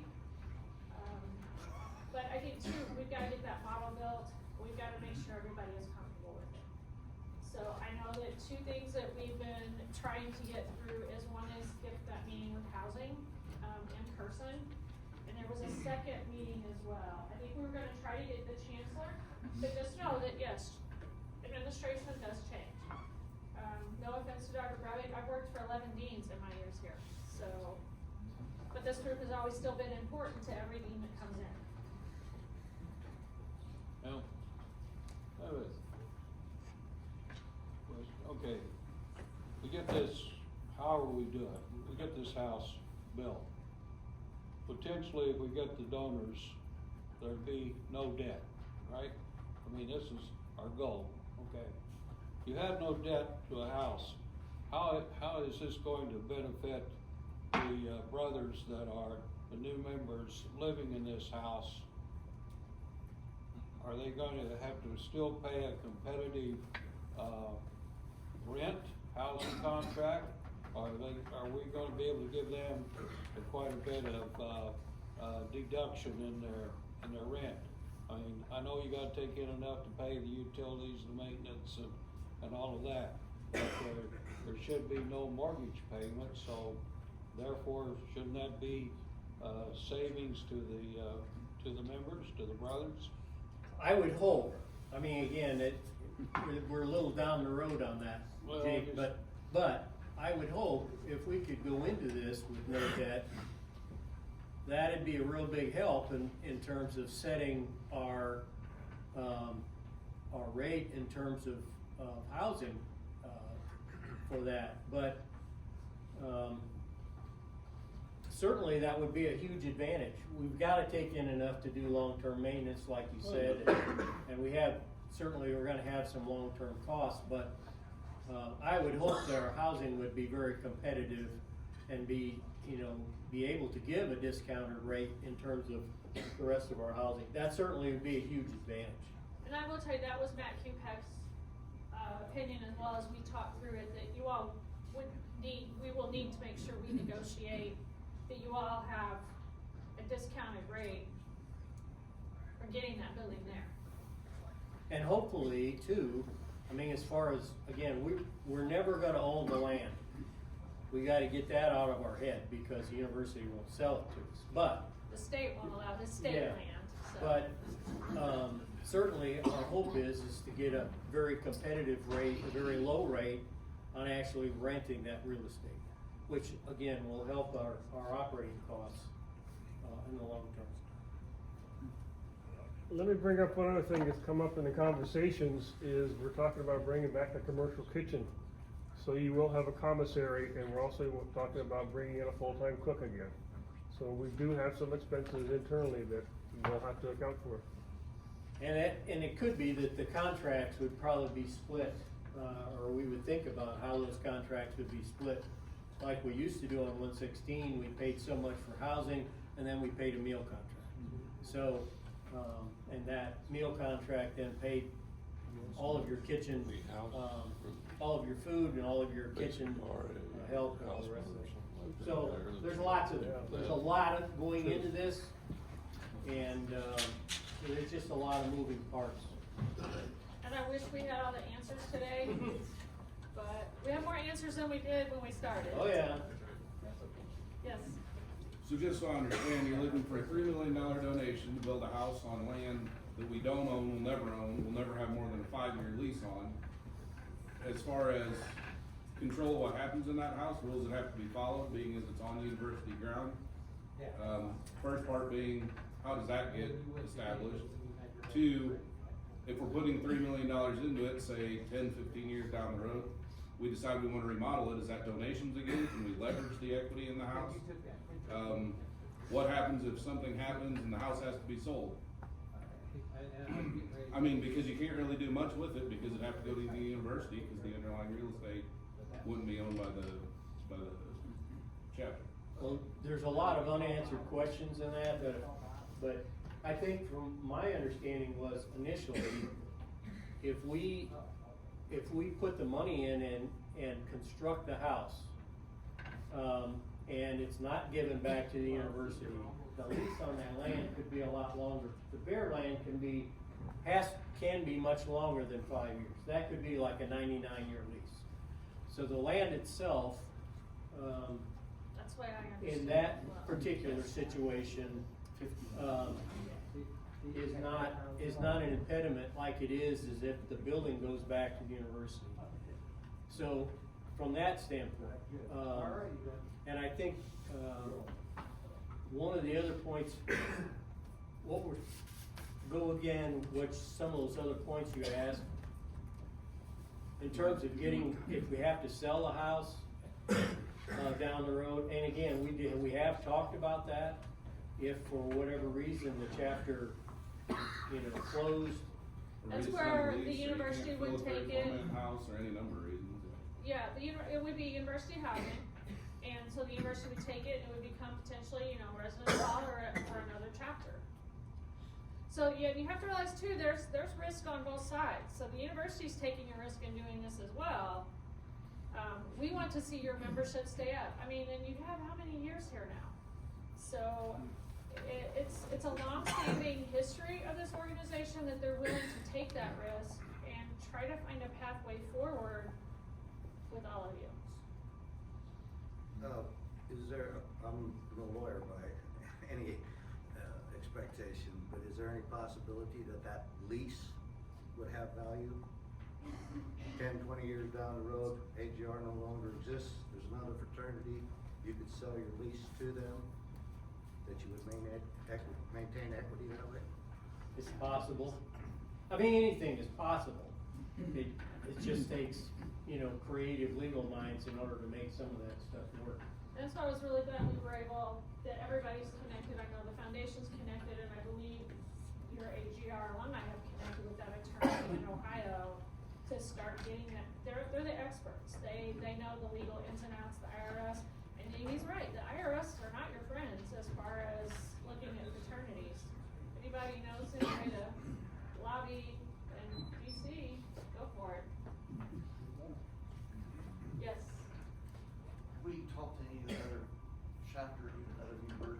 maybe how their housing programs have worked and then how they're put together as maybe a model for what we do? Yes, we have. We've had some discussions with, I know Florida State just recently built a house.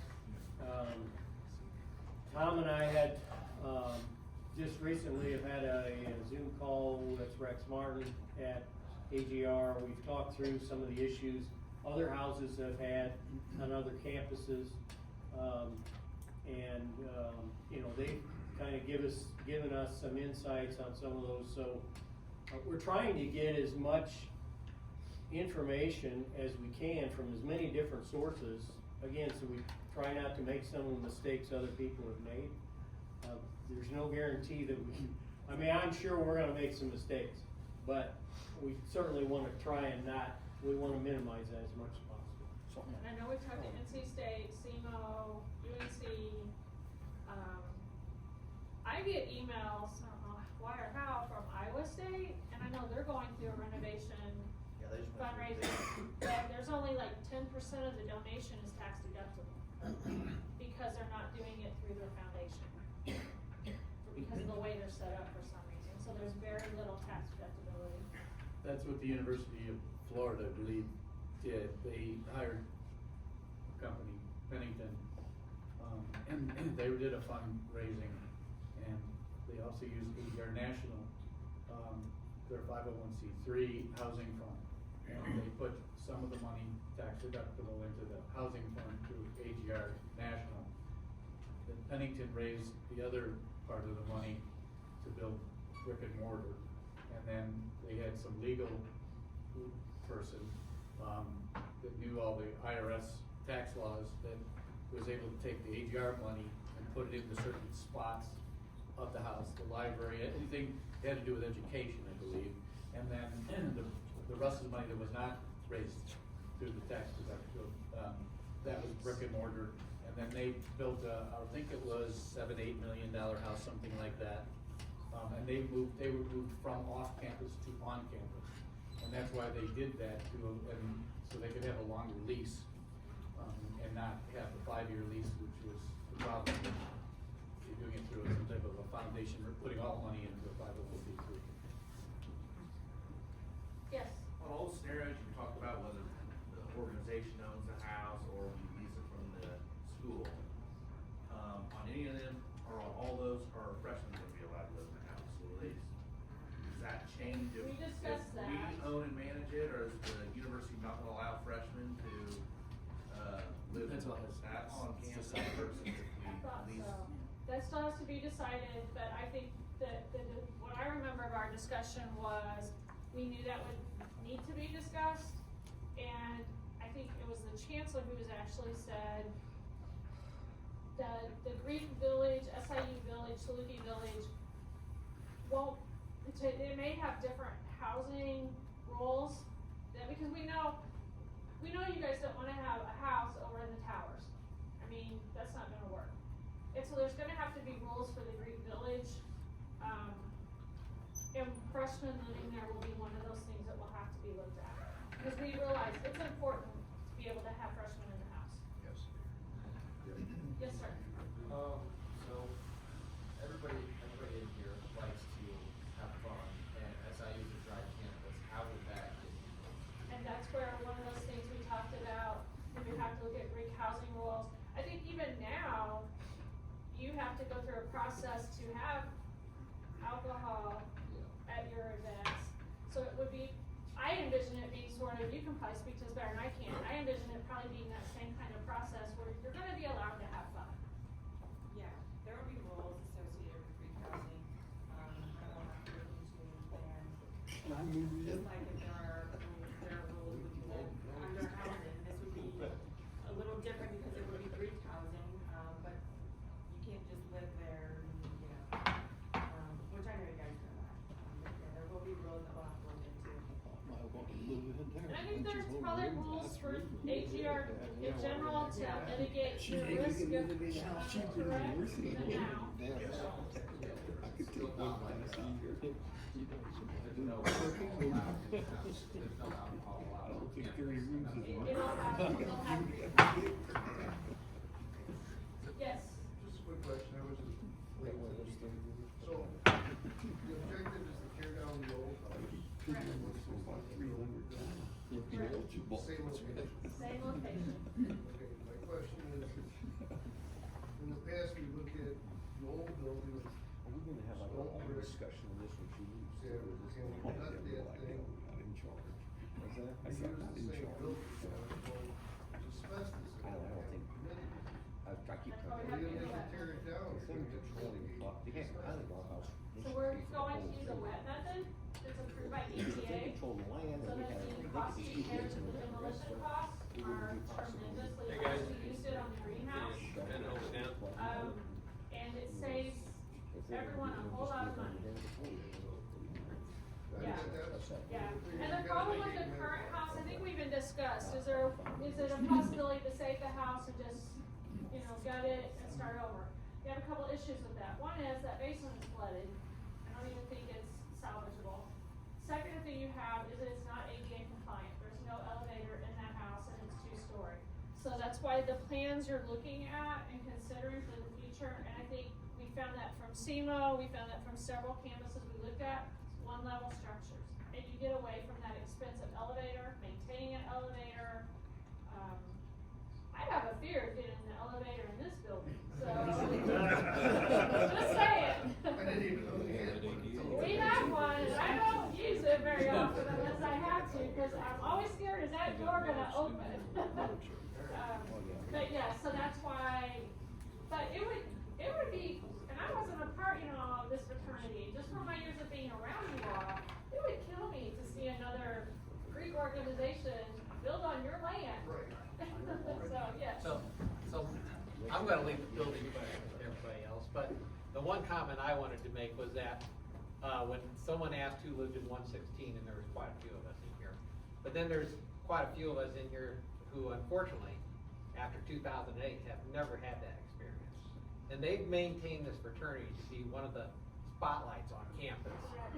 And just imagine if they're back in one house again, how much higher they can be elevated. So I think it's a win-win. We've got to try to do this. We got to keep moving forward. I love the progress that's been done so far. But for you guys that never got to experience that 116 small group housing, please hop on board and help us, okay? Because we're going to need your help. And just think, as well as you maintained our fraternity to be the spotlight on campus, the guys coming after you will only do a better job being in one house. So that was my comment. And it's the most beautiful piece of property on campus, we're beside the lake. Yes, sir. As long as there's proper storage, how would the firearm regulations be, since it's on campus? Yeah, it's something would have to be worked out The as well. national organization already says that we're not allowed to have guns in the house, so. And that's, you're still gonna have to abide by all your national organization rules and regulations. Just because we get you a house on campus does not mitigate what your national rules are. Thank you for that. I don't want to really stifle questions, but we do probably need to press on a little bit. Many of these questions that you're raising have already been brought up. Some of them have been answered. Some of them won't be answered for a long time. They're in the discussion. This is kind of like a crucible right now. It's a big mix. A lot of these questions we can't answer and won't answer for a good while. So we're really literally building the foundation right now. And I'll say one last thing before I sit down. First of all, I'm gonna be around the rest of the day with you all here. I'm gonna escape to my office for a little bit while you all do your business meeting, yeah. But I also wanna point out to you that we did bring up was the fact that if we do fundraising for you through the SIU Foundation and get this project moving on campus, we don't charge you to fundraise. My salary gets paid by the foundation. The assistant that we get will be fundraising for you, and you are only charged, it is a 5% fee, which I think was lower than what Pennington charged. 5% fee that gets charged, but not until the gift comes in, and it's a one-time charge. So we're not charging you for research, we're not charging you for travel, for donor visits. That comes out of the foundation budget that is already set aside for me. Yes, sir, you had a question? Yeah, a question. You said you're gonna tear down, the old house this year? Yes, this summer. So what is our ideal goal, Ron, of having a place built? What is the target date? Ideal goal of having a new house built. I would say 2 years after the old one is torn down, and that assumes that we can get a decent fundraising going. A year to probably get the final design and final build. So a year maybe for fundraising, a year for final design and build. The School of Architecture here is working on some preliminary designs. It's really a class project, believe it or not, that they will be able to present to us. When are they gonna? May 1st. May 1st. May. They're gonna present those to us in May. So with that, you're saying the ideal is to be able to move in 2028? 27 would be optimistic. 28 might be realistic. I mean, even if we had go right now, you're probably looking at almost a year for building construction. Right. So, yeah, I'd say 28 would be fairly realistic. 27 would be optimistic in my mind, anyway. We had hoped to allow you all to go over and walk through the building this afternoon if you wanted to, but facilities has told us that it is not safe for the public to be in. You're welcome to go walk around it, and from what I understand, there's been a door unlocked for years. If you get in it, I don't wanna know, I don't care. The back door to the kitchen, at least as far as I know, has been open. Even Matt Q-Pix said break the window. I went by last night, somebody shut the library light off, if you go in. So yes, if you can get in there today, when I told Matt Q, I knew what I was gonna be told. I knew facilities was gonna say, yeah, no, you can't go in, it's not safe.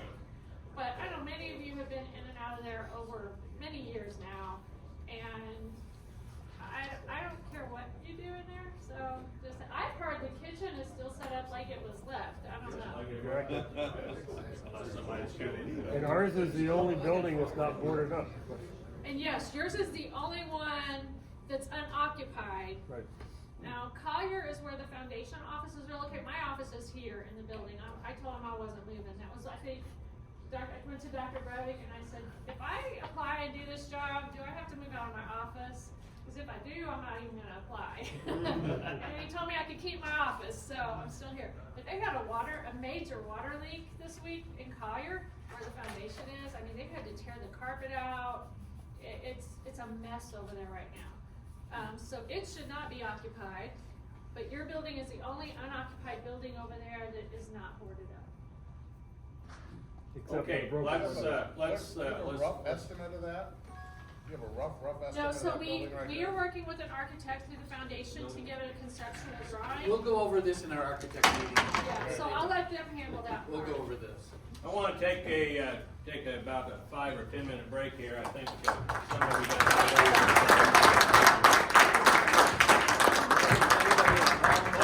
let's take a real quick break, 5 minutes, and then we'll press on.